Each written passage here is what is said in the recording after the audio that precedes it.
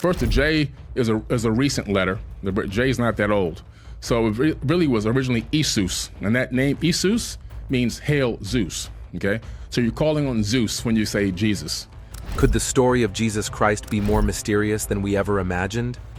Billy Carson claims he has proof that Jesus wasn't just a spiritual leader, but an alien with otherworldly powers. What if these revelations could change everything we think we know about our history and ourselves? Let us discover the celestial secrets of Jesus Christ, a strange figure with powers that challenge our earthly understanding. The alien origins of Jesus Christ. Carson offers a unique take on Jesus Christ, challenging traditional religious beliefs. He argues that Jesus, also known as Yeshua, was a powerful spiritual figure whose true history and teachings have been changed or hidden over time. He discusses the origins of Jesus' name, his travels, and his spiritual education, referencing various historical accounts and texts not found in the Bible. Starting with the name of Jesus, Carson points out that the letter J was added to the alphabet recently. He suggests that the original name was Isus, which he claims means Hail Zeus in Greek. He notes that when people say Jesus, they might be unknowingly referring to the Greek god Zeus. However, he clarifies that Jesus' real name was Yeshua, which changes how we understand his identity and cultural background. Carson's claim aligns somewhat with the known history of the name Jesus. The name comes from the Hebrew, meaning salvation, or the Lord saves. Yeshua was a common name at the time of Jesus' birth. It is believed that Jesus' parents, Mary and Joseph, named him following an angel's message that he would save his people from their sins. As the name traveled through different languages, it changed. When the Old Testament was translated into Greek, it became Isus. Since Greek was widely used during the New Testament times, this version of the name became common. When the Bible was translated into Latin, Isus became Iesus. Over time, as Latin evolved into various European languages, the name underwent several changes, finally becoming Jesus in English. Today, this name is recognized worldwide and still means the Lord saves, reminding Christians of Jesus' role in their faith. Carson doesn't stop with the name. He also talks about the countries Jesus visited during his life. He focuses on the lost years of Jesus, the time between his childhood and the start of his public ministry. According to him, Jesus spent these years traveling to Egypt to learn from the ancient spiritual teachings there. He bases this claim on the Gospel of the Holy 12, a text not included in the Standard Bible. He has even visited Egypt and identified a house where he believes Jesus lived and was taught, which is now a site of pilgrimage. In Egypt, Carson says Jesus was taught by Thoth, an Atlantean priest king known for his wisdom in writing, mathematics, astronomy, and spiritual practices. Thoth's teachings about Mayat, representing truth, balance, and order in the universe, were essential to Egyptian culture and spirituality. He believes that the knowledge and spiritual practices Jesus learned in Egypt deeply influenced his later teachings on love, compassion, and the nature of God. He argues that ideas about the soul's journey and life beyond the physical world, taught by Thoth, could have shaped Jesus' teachings about the kingdom of God and eternal life. In Carson's view, Jesus' time in Egypt was a period of significant cultural and spiritual exchange. He suggests that Egyptian teachings, through figures like Thoth, might have played a foundational role in the development of Christianity. This perspective challenges traditional views of Jesus' early life and proposes that his teachings were shaped by his experiences abroad. He suggests that Jesus also traveled to Tibet and India. In Tibet, Jesus supposedly learned about Qigong and Reiki. These are practices that focus on using energy to heal and grow spiritually. According to Carson, the Dalai Lama himself said Jesus studied these techniques. Reiki is a healing method from Japan. It involves using gentle touch or hovering hands to channel universal life energy. This energy is believed to flow through all living things and helps restore balance and well-being. During a session, a practitioner places their hands on or just above the person to transfer this energy, which some people say can relieve stress, pain, and anxiety, and boost overall health. The idea behind Reiki is that everyone has an energy field, often called an aura or chi. If these energy fields are unbalanced, it can affect a person's health and emotions. So practitioners try to rebalance these fields by directing universal life energy through their hands. It started in Japan in the early 20th century, created by Mikao Usui, who believed anyone could use it for self-healing and to heal others. Now it is practiced worldwide, keeping the main idea of healing through energy, though there are different styles. A typical session lasts 30 minutes to an hour. The person receiving Reiki stays fully clothed and either lies on a massage table or sits comfortably. The practitioner might focus on specific body parts or move through different hand positions to benefit the entire body. But this wasn't the only place Jesus visited. In India, Carson claims Jesus studied the mystic arts and learned about reincarnation. This deeply influenced his views on the soul, life, and death. He argues that these ideas are often ignored or dismissed by mainstream Christianity, which focuses more on Jesus' divine nature rather than his human experiences and intellectual growth. Central to his ideas is Christ consciousness. This term describes a high level of spiritual awareness and a deep connection with the divine. Carson believes Jesus wanted everyone to achieve this state, which is full of love, compassion, and a strong connection to the universe. He thinks Jesus' teachings were meant to help people discover their divine nature and live in harmony with the world. However, he says these revolutionary ideas were misunderstood and suppressed by the religious and political leaders of the time. As we learn about Jesus' alien origins, let's see how this could change our view of other spiritual leaders. Hidden scriptures and cosmic conspiracies. This interpretation challenges conventional views and invites a new look at ancient texts. Carson suggests that much of what he talks about was left out of the official Bible.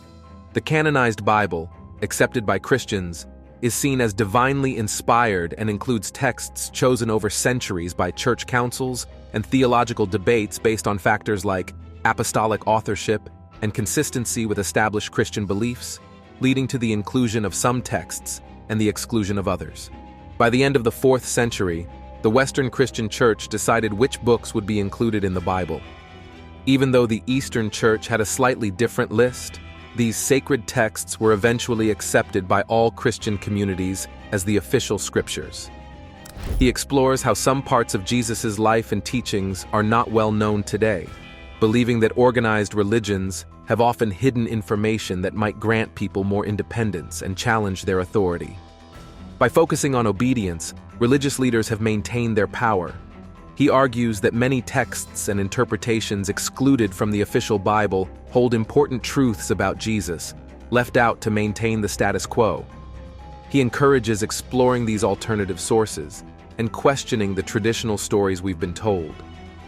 His interest in these lesser-known stories about Jesus began with his own spiritual journey. Growing up in a family that loosely followed Christian teachings, he learned to read and think critically about the Bible from a young age. This early questioning led him to a deeper quest for understanding, guiding him to explore various spiritual traditions and writings over the years. Driven by a desire to break free from traditional religious teachings, he believes that gaining knowledge and understanding can help people achieve spiritual independence and live true to their deepest goals. His path is about personal transformation and empowerment. Known for his work in ancient history, archaeology, and space exploration, his journey began with a fascination with space and the universe, leading him to study ancient writings and artifacts to learn more about human history.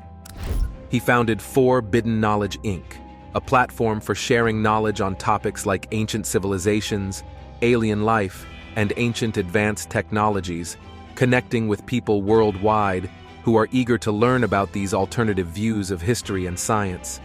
He has made significant contributions to our understanding of ancient civilizations and their advanced technologies, studying ancient texts such as Sumerian tablets, Egyptian hieroglyphs, and Indian scriptures, suggesting these societies knew much more than we commonly accept. In addition to ancient history, he is a strong supporter of space exploration and the search for life beyond Earth. exploring how ancient findings might hint at interactions between humans and extraterrestrial beings, challenging us to rethink our history and our place in the universe. He has authored several books, including Compendium of the Emerald Tablets, which explores the teachings of Thoth, an ancient figure known for wisdom. He connects these teachings with science, spirituality, and the unity of life. Beyond his books, he is a popular speaker at conferences worldwide, blending scientific facts with spiritual insights, encouraging people to see history and the universe in new ways and to critically evaluate the accepted views of reality. In the podcast, he talks about how religious groups over time might have changed or hidden teachings that threatened their power. He believes Jesus' teachings were really about helping people see their own divine nature and how we're all connected. He also mentions that many Christian practices and prayers came from earlier non-Christian traditions, making it even more complicated to understand Jesus' real message. This sets the stage for a controversial claim that might surprise many. He then shares stories about his friends from Miami and New Orleans, giving a personal touch before diving into the Bible. He points out that the Bible often shows God ordering the destruction of entire cities, like Sodom and Gomorrah, and contrasts these actions with the absence of similar deeds by the devil. This leads him to question who the biblical God really is. He suggests that the figure referred to as God in these stories might actually be advanced beings from another world, mistaken for gods by early humans. He uses the Bible to illustrate his point. It mentions the destruction of Sodom and Gomorrah, cities known for their evil, which were decided to be destroyed after Abraham failed to find enough righteous people there. Fire and brimstone rained down, wiping them out completely. Another story from the Bible is about the fall of Jericho. As the Israelites came into the Promised Land, they were instructed to march around Jericho for 7 days. Following these instructions, the walls of Jericho fell, showing divine power and judgment. The book of Revelation also speaks about future destruction, like the fall of Babylon, a symbol of evil and corruption, which will be utterly destroyed due to its sins. He delves into ancient texts, like the Book of Enoch, to back his claims. He talks about the angel Azazel, who came down from heaven and taught humans to make weapons and armor. He argues that this sharing of advanced knowledge suggests these beings were not angels but advanced extraterrestrial beings with superior technology. He says these beings often looked human, but had extraordinary abilities, and were known by various names in ancient texts. In the Bible, they are called the Anakim, giants who were seen as gods by the ancient people. He also brings up the Anunnaki, a powerful ancient Mesopotamian civilization, thought to be divine beings from the skies. He further explores the idea of advanced beings visiting Earth by referring to legends from various cultures, like the Aboriginal elders in Australia, who believe their ancestors were placed on Earth by the Pleiadians, extraterrestrial beings. Similar stories are shared among other indigenous tribes who see these visitors as their star brothers. He criticizes modern interpretations that dismiss these ancient stories, arguing that ancient people left behind clear evidence of their encounters with these advanced beings through drawings and writings. Next, we delve deeper into the implications of these ancient connections for modern spiritual practices and beliefs. Unlocking ancient secrets. Carson suggests that Jesus might be part human and part extraterrestrial. He looks at Jesus' virgin birth and references his grandmother in lesser-known texts, arguing that Jesus came from a special lineage created by advanced beings.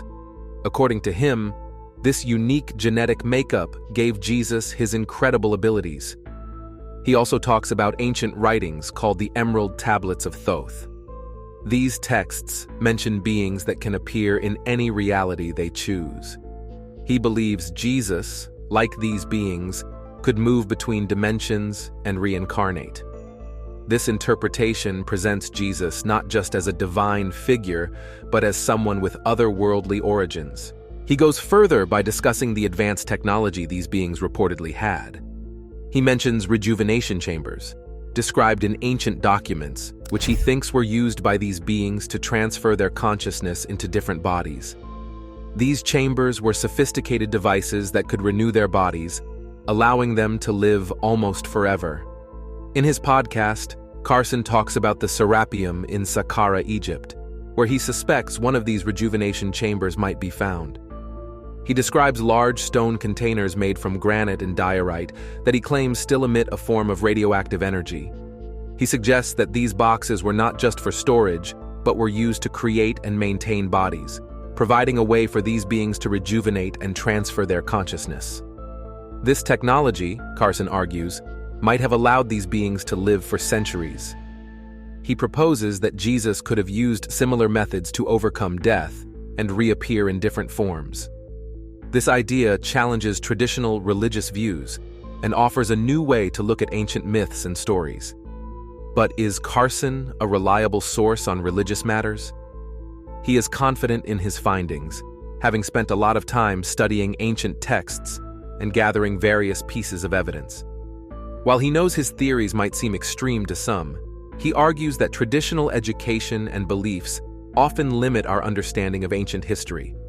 He criticizes the educational system for stifling creativity and critical thinking, suggesting it produces people who simply accept what they're taught without question. He believes many traditional views are based on outdated information that doesn't stand up to scientific examination. In contrast, Carson describes his research approach as similar to putting together a legal case, where circumstantial evidence can be enough for a conviction. He believes that by connecting different pieces of evidence from various times and fields, he can build a strong case for his theories. He thinks his ability to integrate information from multiple sources sets him apart from other scholars who might focus too narrowly on specific areas. As he revisits biblical characters, especially focusing on Yahweh, Carson brings a unique perspective that combines scientific inquiry with historical and textual analysis. This challenges conventional narratives and encourages us to think more deeply about what might really be behind these ancient stories. In a recent talk, Billy Carson shared a surprising view on some old Sumerian texts, suggesting a major change in how we see biblical figures. He believes that Yahweh, usually seen as God, is actually portrayed as Satan in these ancient writings. This bold idea makes us look deeper into the origins of biblical stories. He also talks about the Garden of Eden, thought to be located between the Euphrates and Tigris rivers. He describes it as a lab for genetic experiments. In this story, Yahweh, or Satan, was heavily involved in genetic manipulation to create more diversity among living things. This view changes our usual image of Yahweh from a kind creator to someone focused on genetic experiments.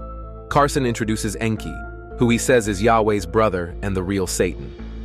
According to him, Enki was the one who enlightened humans about their true potential, like the serpent in the story of Adam and Eve. This act of enlightenment made Yahweh angry. Yahweh then condemned Enki, calling him the devil, which shaped our common view of the devil as evil. Carson doesn't stop here. He criticizes modern satanic practices, saying his views are based on metaphysics and understanding different frequencies, not traditional religion. He says he's not an atheist and believes in a creator, but sees this creator as a universal frequency, not a personified deity. He further explains his idea of a universal consciousness, suggesting that all life is connected through shared frequencies. Like radio waves, each person represents a unique part of the universal mind. This challenges traditional views on individuality and divinity, promoting a vision of a more connected existence. Not everyone takes his ideas seriously. His interpretations of Christian doctrine and biblical events through ancient astronaut theories and spiritual beliefs have drawn criticism. Some believe that ancient civilizations might have had encounters with extraterrestrials, shaping their religious stories.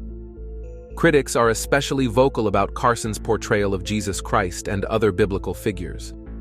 They argue his views lack scholarly support and rely heavily on speculative theories.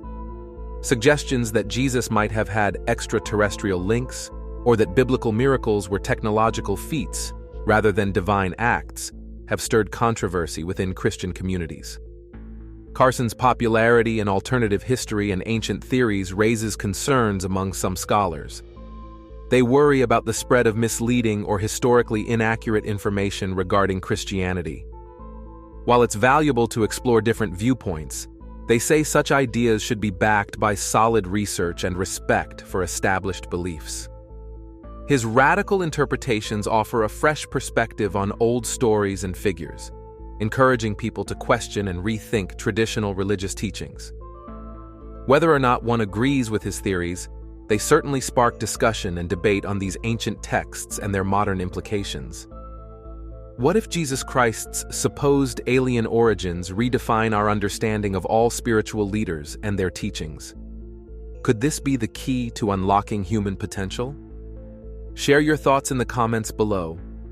Don't forget to like and subscribe for more.